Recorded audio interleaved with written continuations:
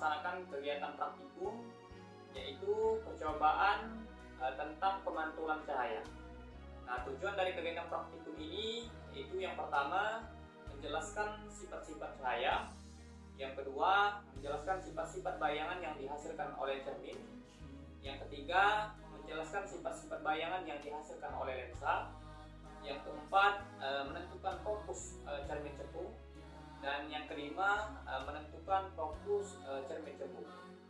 Alat dan bahan yang akan kita gunakan pada kegiatan praktikum ini yaitu yang pertama cermin datar, yang kedua cermin cekung, oke. Yang ketiga itu adalah cermin cembung, yang keempat lampu senter, oke. Yang keempat lampu senter, yang kelima busur derajat. Jadi teman-teman bisa lihat busur derajat. Yang keenam kertas putih. Yang ketujuh itu lilin. Yang kedelapan itu adalah layar atau di sini saya pakai kertas.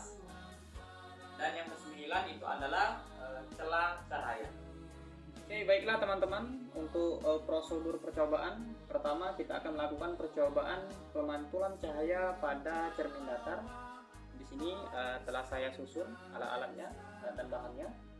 Uji pertama yaitu sudut 20 derajat. Oke, sudut 20 derajat kita amati. Nah, dan hasil sudut pantul yang terjadi ialah 20 derajat juga. Oke, uji kedua sudut datang 30 derajat. 30 derajat. Oke. 30 derajat. Nah, teman-teman bisa lihat di sini sudut pantul yang dihasilkan juga 30 derajat.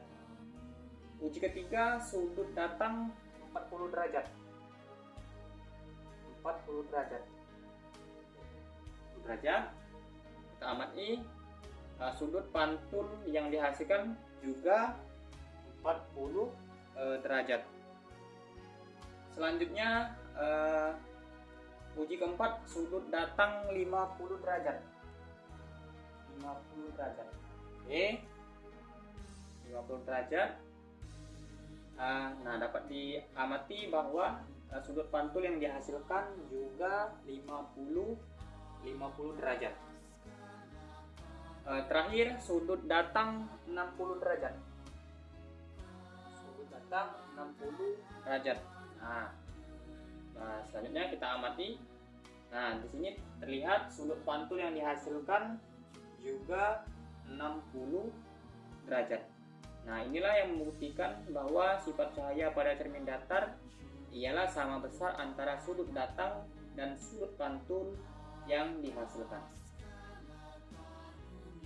Percobaan kedua yaitu pemantulan cahaya pada cermin cembung. Nah, bayangan yang dihasilkan dapat kita lihat pada dinding. Teman-teman bisa lihat.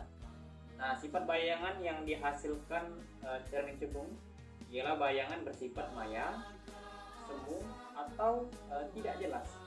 Bayangannya tegak dan diperkecil.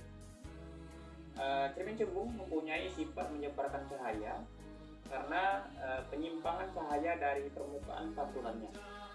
Bayangan yang terbentuk oleh cermin cembung selalu berada di belakang cermin, sehingga ukuran bayangan akan bergantung pada jarak objek dari cermin.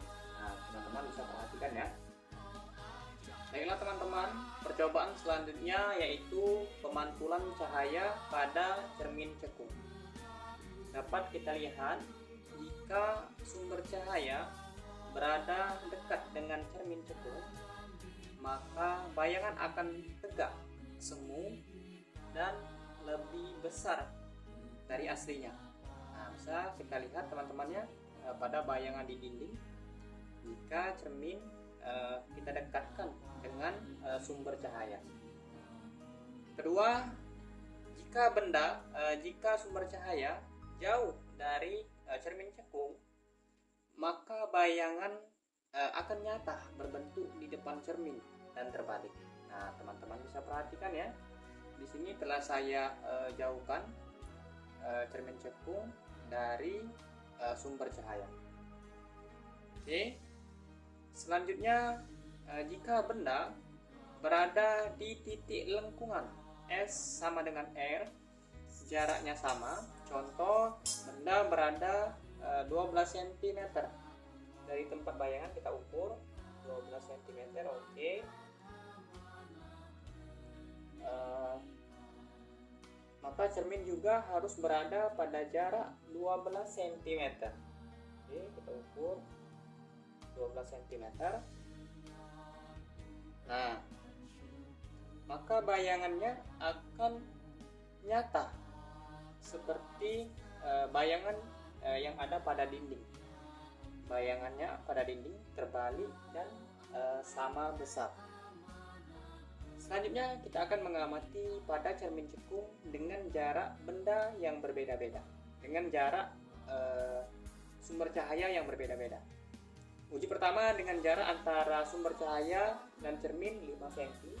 Oke, teman-teman, kita ukur dulu 5 cm. 5 cm. Oke.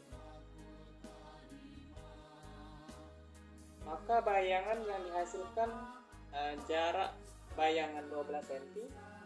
Teman-teman bisa perhatikan di dinding. Nah, inilah bayangan yang dihasilkan jika cermin cekung didekatkan sebanyak 5 cm dengan sumber cahaya.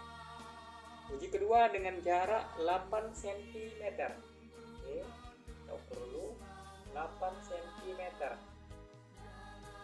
Nah, antara sumber cahaya dan cermin. Nah, maka teman-teman bisa perhatikan ya. Maka bayangan yang dihasilkan pada jarak 12 cm bisa kita amati bayangan yang ada pada dinding.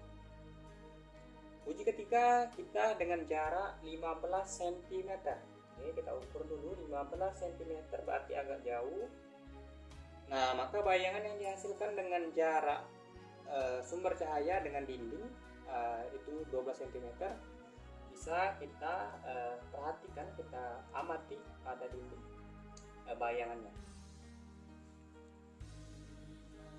Baiklah teman-teman, percobaan selanjutnya kita akan mengamati jarak benda dan jarak bayangan yang dihasilkan pada cermin cekung. Nah, jika jarak sumber cahaya dengan cermin cekung yaitu 5 cm, berarti kita ukur dulu 5 cm, berarti dekat ya dengan cermin cekung dengan sumber cahaya.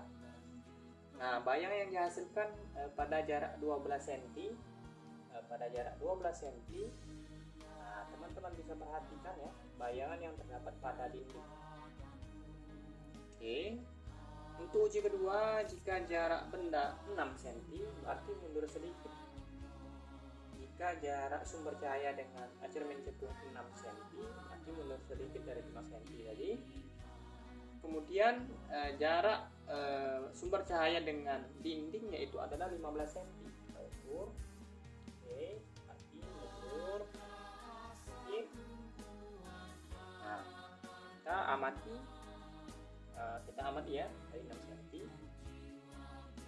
Nah, kita bisa amati ya bayangan yang terdapat pada dinding hasil dari proyeksi cermin cekung terhadap sumber cahaya. Oke, uji ketiga jarak sumber cahaya dengan cermin 6 cm, berarti masih tetap 6 cm. Kemudian jarak antara sumber cahaya dengan dinding yaitu 18 cm. Kita ukur, sumber cahaya, dan jarak cermin cekung dengan sumber cahaya itu adalah 6 cm tetap, berarti. Oke, nah bisa teman-teman perhatikan ya bayangan yang terdapat pada dinding. Dari hasil percobaan yang telah kita lakukan tadi, dapat disimpulkan bahwa yang pertama, salah satu sifat cahaya dapat dipantulkan. Yang kedua, bayangan yang dihasilkan cermin datar ialah sama dengan bendanya. Yang ketiga, bayangan yang dihasilkan cermin cekung lebih kecil dari bendanya. Dan yang keempat, bayangan yang dihasilkan cermin cekung yaitu paling lebih besar daripada bendanya. Mungkin itu saja teman-teman kegiatan praktikum kita mengenai pemantulan cahaya.